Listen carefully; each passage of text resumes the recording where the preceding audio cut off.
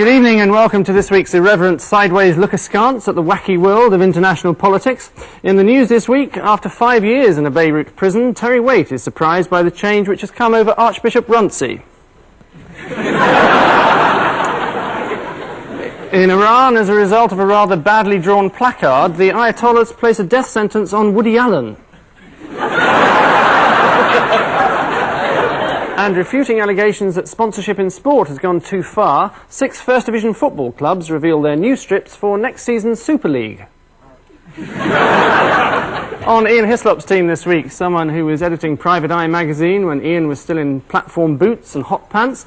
That's a couple of years ago now. Richard Ingrams.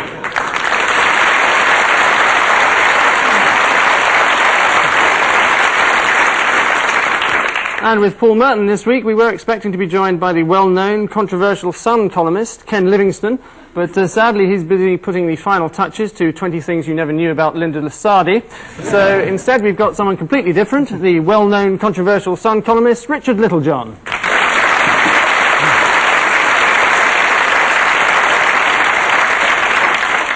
So let's spring elf-like into round one. We're going to show 4 bits of footage showing people who've been in the news this week. Ian and Richard. A rather obscure news story for you may not have caught. No. A tall chap with a beard, by the look of it. Sorry, Oliver North. Oh, yes, Bishop Tutu. I recognise him. Yes, this was the story of Terry Waite, who's been released, and I did catch something about it on the news. And Runcie apologised for the fact that his postcard never arrived. Yes, absolutely right. It's Artel, who together with Tom Sutherland was released from a Beirut basement this week. He'll spend 2 weeks at RAF Lynham, where they'll do everything, they say, to make him feel at home. They'll be chaining him to a wall and giving him a bowl of rice a day. During his 5 years' captivity, Terry Waite has missed out on the emergence of Eddie the Eagle, John Major, Kylie Minogue, and of course Gaza. We understand he's already checked up on the times of flights back to Beirut. There was a heartwarming moment on the steps of the plane as the gentle giant was warmly greeted by the Foreign Secretary Douglas Hurd, and Terry Waite remarked, "Who's this four-eyed git?" Paul and Richard, spot the mistake. Prison, overacting. This is Terry Waite trying to break into prison to escape from the hordes of ITN and massed media.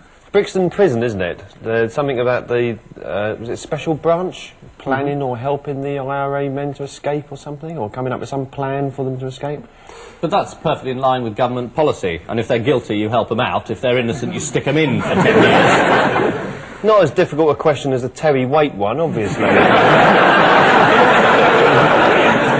It's extraordinary allegations by Thames Television, who filmed that reconstruction, that the 2 IRA suspects who shot their way out of Brixton Prison in the summer did so with a gun provided by the Staffordshire Police. The idea was for an undercover policeman posing as a warder to gain their confidence and thereby elicit secrets about the IRA. And what better way to gain their confidence than giving them a gun, allowing them to escape and losing track of them altogether. I'm sure wherever they are now, they're hugely confident. Still, the police do a very difficult job, which is probably why they make such a complete balls up of it most of the time. In the West Midlands, of course, not near where I live. Ian and Richard, whose is this idea of a good time? It's the Young Conservatives. Either that or the police boring. What's his name?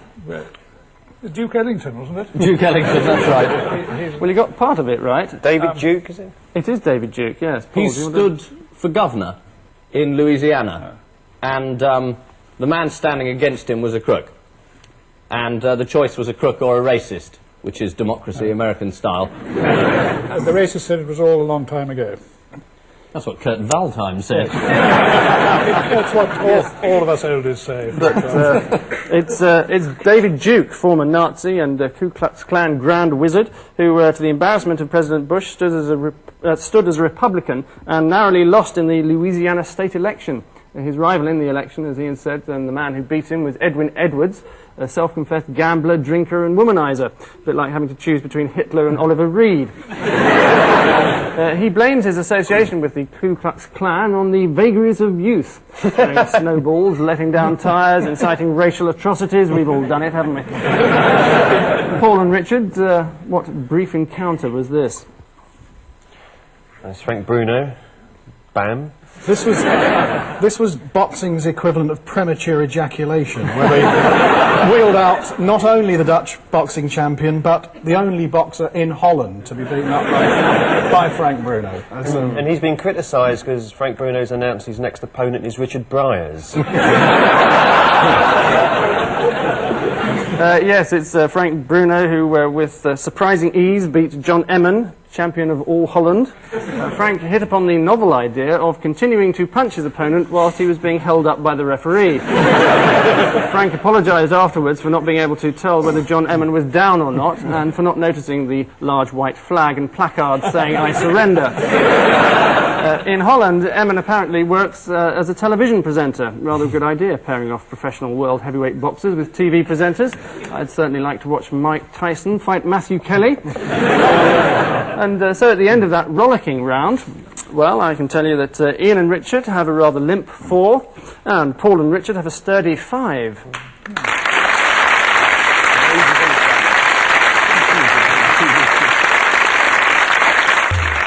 As usual, at this particular juncture, we like to bring everything to a shuddering halt as we happen upon our caption competition. Each team is confronted with a photograph. Paul and Richard, this is yours.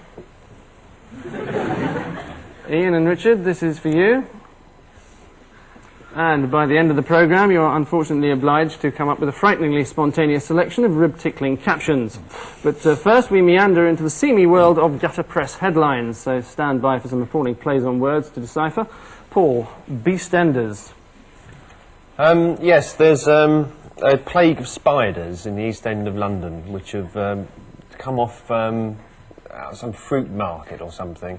But some sort of spiders are running amok around council estates with cans of aerosol paint and joyride in that sort of thing. I thought it was EastEnders have introduced a new theme, one of their sort of socially aware things. Bestiality. Bestiality now, yeah. A couple of quite nice bestiality people moved in next door in the square. Yes, it would be nice, but it's completely untrue. So it's the terrifying and admittedly rather implausible news that giant tropical spiders, which escaped from Spitalfields fruit market it was, are now on the loose in the East End of London. One of them is the funnel web spider, which firstly hides underneath toilet seats and secondly feeds on bananas. An unfortunate and rather painful combination for 50% of the population. Richard Littlejohn, Mr. Inlandi Revendi nicked £7 million off Taxman. Yes, this was a reference to Mr. Inlandi Revendi, who was the Who nicked £7 million off the taxman. He was, in fact, the chairman of the Tenerife branch of the Maxwell Communications Corporation, who was last seen rowing along the Mediterranean at some speed. Now, what it was, in fact, this is a revival of old Fleet Street practices, where a number of cheques had gone missing, and they were all made out to the Inland Revenue, and the thieves rewrote the names so that they were made out to pay Mr. Inlandi Revendi £7 million, pay Mr. and Mrs. VAT Office £8 million, and with the scrutiny for which they are renowned, the Post Office and asked for no identification and coughed up, and there was something like £7 million went missing altogether. Absolutely right. So don't try that at home, everybody. So I imagine it won't be very long before Mr. Revendi gets a visit from Mr. Fraudy Squaddy. Richard Ingrams, what's kosher monkeys? I think it may be something to do with Michael Jackson going to Robert Maxwell's funeral. Well,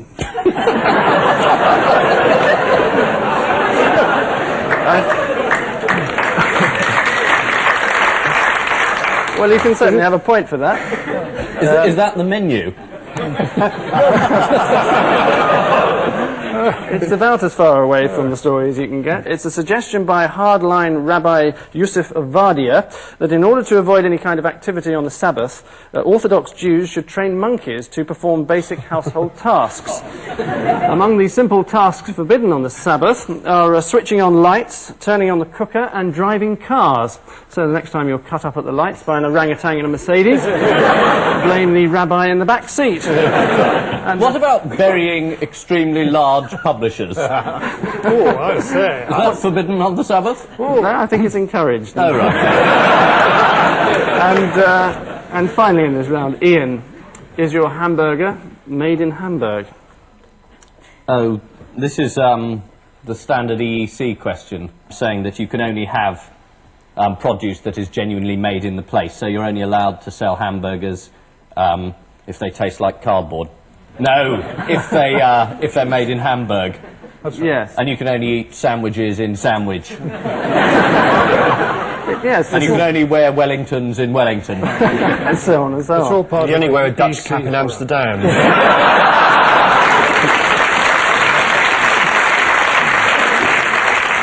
Or a Only French send letter French in letters. Paris. Yes, exactly. It was a motion, yes, in the European Parliament this week forbidding foodstuffs to be called after a place name unless they're actually made in that place. All French fries would have to be made in France, all LA lager would have to come from Los Angeles, and if you went into a restaurant and ordered a Spanish omelette, you'd have to wait rather a long time. Remind me never to eat in Chechen Ingushetia. Fortunately for When do you want McDonald's... to be reminded about that? Well, I didn't want to be. Oh, you didn't? Fortunately for McDonald's, there's no such place as Beefburg, and little chance of anywhere being called Quarter Pounder with cheese, and an apple pie that burns your tongue to a crisp and squirts all over your tie. Which futile speculation brings us to the end of round two, at which point let me tell you that Ian and Richard still have a trifling 7, and Paul and Richard surge onwards with 9.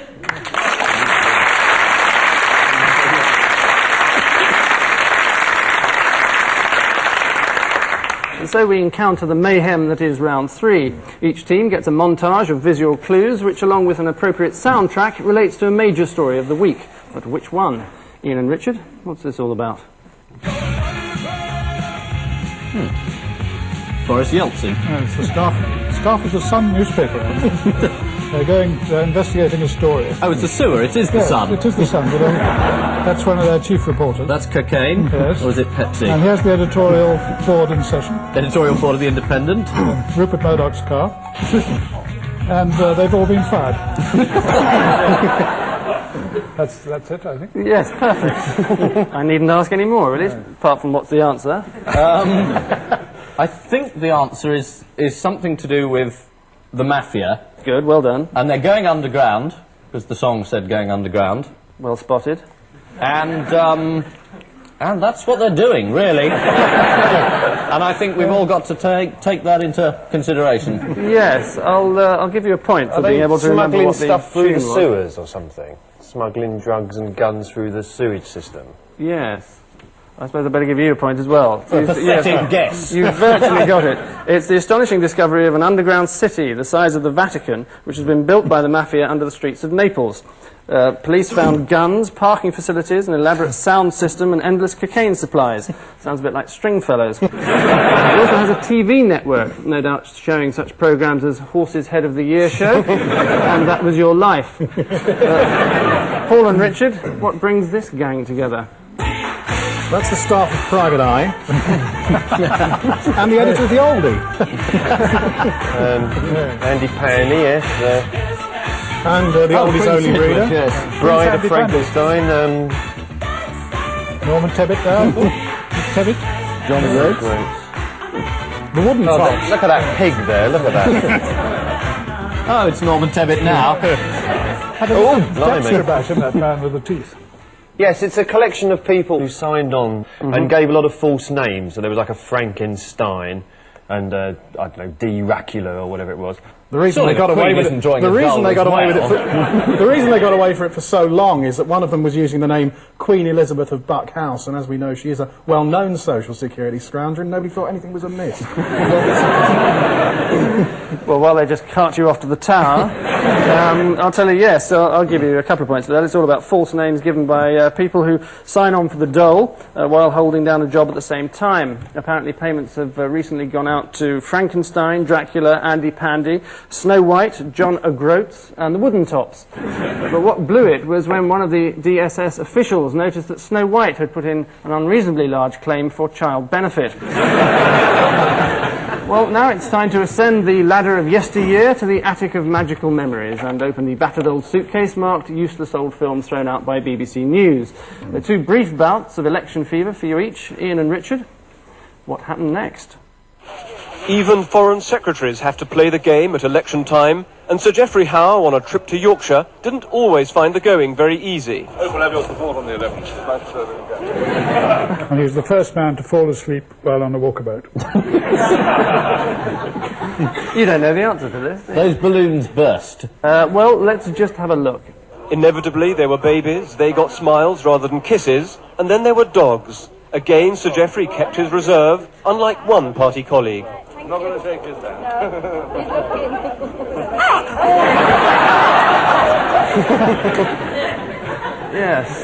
Yes, strange. I always thought dogs were normally programmed to protect sheep. Paul and Richard, a by-election for you. What went wrong here? Benton. Joseph Edward. Labour. 2052. Is this where she exploded? She'd had an anonymous letter, don't read out the results tonight or you'll explode. And she bravely said, that's nonsense, went along and then exploded.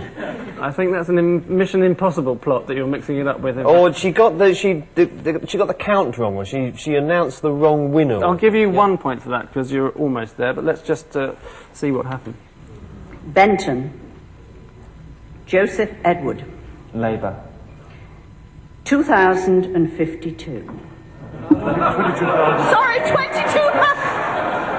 Yes, we saw the returning officer there at the brutal by-election last year, confusing 2,000 with 22,000. Common problem with Liverpool councillors. Their property deals are anything to go by. I can't see what's so difficult about reading out a list of figures. I would have thought it was as easy as falling off a yacht. A log. So, at the end of that crusty old round, Ian and Richard are still floundering with 8, and Paul and Richard have reached the dizzy heights of 13.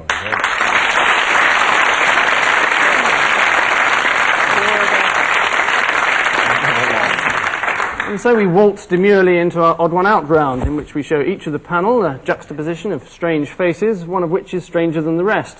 Paul, 4 old women for you. Yanis Kinnock, Mrs. Thatcher, Sting, and Mary Whitehouse. Mrs. Thatcher's the only one who hasn't been a school teacher. Next. Well, it's incredible and it's right. Yes, well done.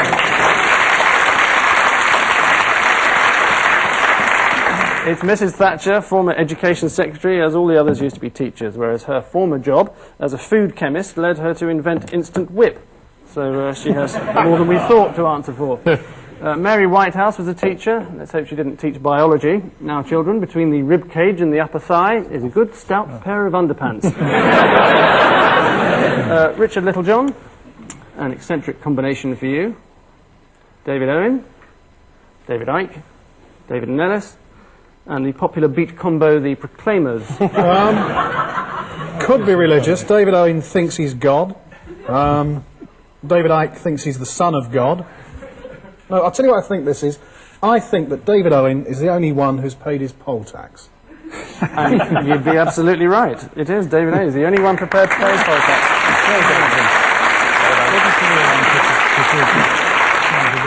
Very good indeed. Yes, David Nellis, MP, refused to pay on the grounds that he spent most of his time in prison, where he'd been put because he wouldn't pay his poll tax.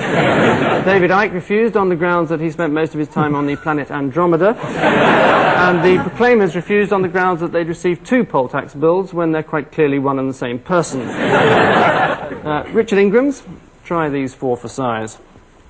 Desmond Tutu, Roy Jenkins, Madam Instant Whip, and Crown Prince Naruhito of Japan. Well, the chap with the dog collar is coloured. Isn't that right? Well, it is right, but it's not the answer, sadly. But very sensitive of you to point it out, I thought. I noticed, I spotted it right away. A lot of people wouldn't have noticed that. Is it anything to do with my old University of Oxford? It is, curiously. Well, the Crown Prince went to Oxford. Roy Jenkins, Roy is the Chancellor. Mrs. Thatcher, well, was something to do with it. And there's nothing whatever to do with it. I'll give you a point. It's Maggie this time, as she's the only one not to be... this is the honorary doctorate question. It is, well done for another point. Well, she was barred from getting one. She was refused, in fact, an honorary degree. She did ask to get one, but, I mean, they gave one to Crown Prince Naruhito of Japan, but a country with whom we were at war for 4 years, but not Mrs. Thatcher. There are limits, obviously. And finally, in this round, Ian, 4 fading starlets for you. Colin Moynihan. Yes. Richard Ingrams. Andrew Neil, editor of the Sunday Times, and his opposite number at the Observer, Donald Trelford. I'm the only one without not wearing a wig. I think this is a leg over question. Ready? Yes. I do. Would you like to elaborate on that? I think one of the former editors in this got his leg over Colin Moynihan. You must have read that in the Daily Mail.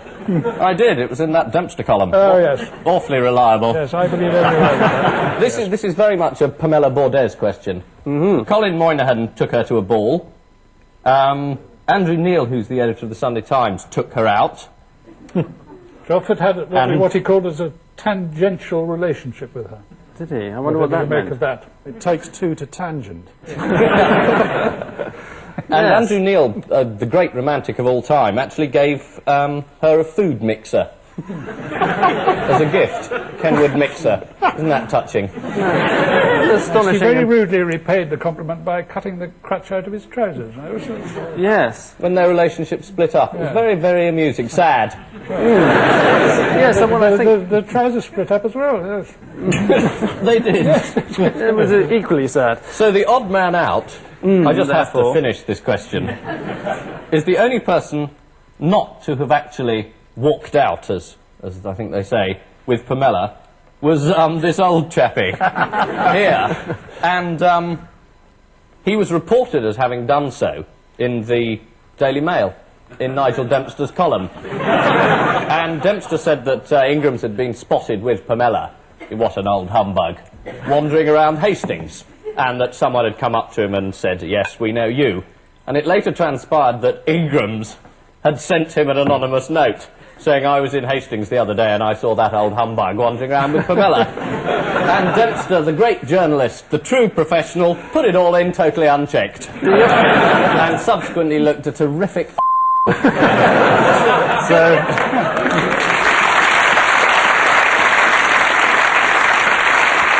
Yes, I think that's the fullest answer we've ever had on this programme. I was about to book a wake-up call.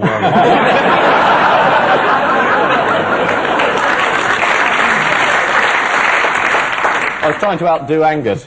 Yes, later that same month. Which brings us magically to the end of this round, at which point I can tell you that Ian and Richard are still floundering with 12, and Paul and Richard have reached the dizzy heights of 17.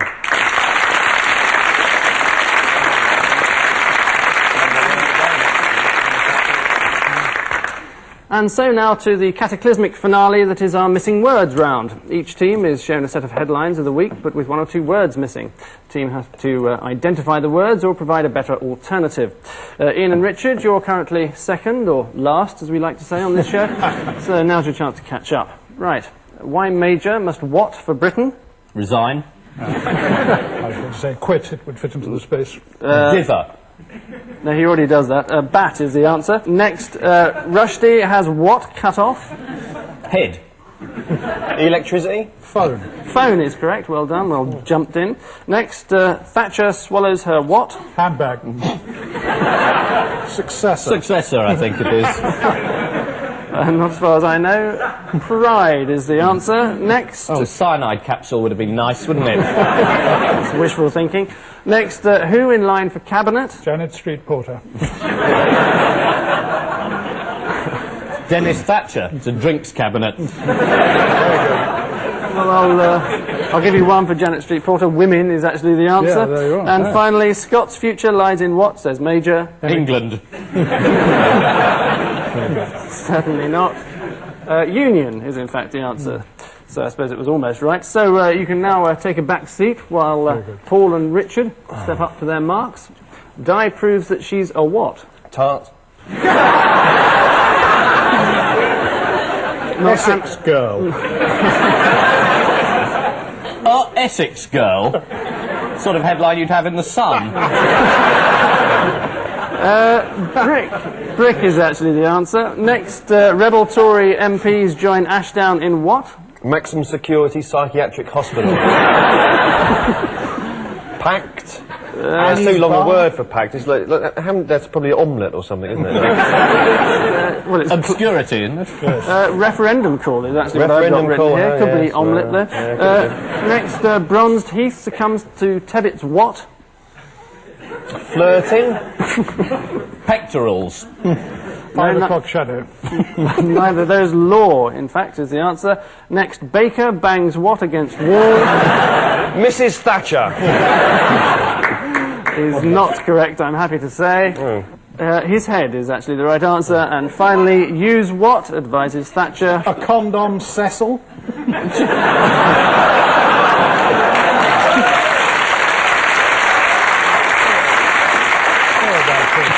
No, it isn't. It's a cricket bat. No, it isn't. So there we are. And after that nimble demonstration of verbal abuse, the result of it all is that this week's bad pennies are Ian and Richard with 13, and this week's shining sixpences are Paul and Richard with 19.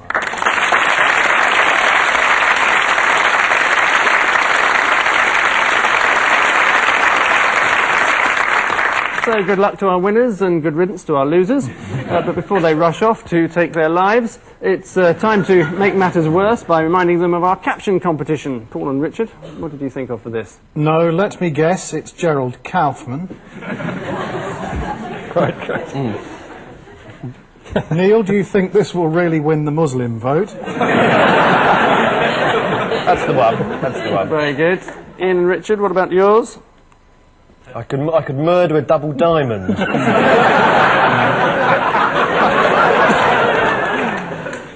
Could you spare one of your husband?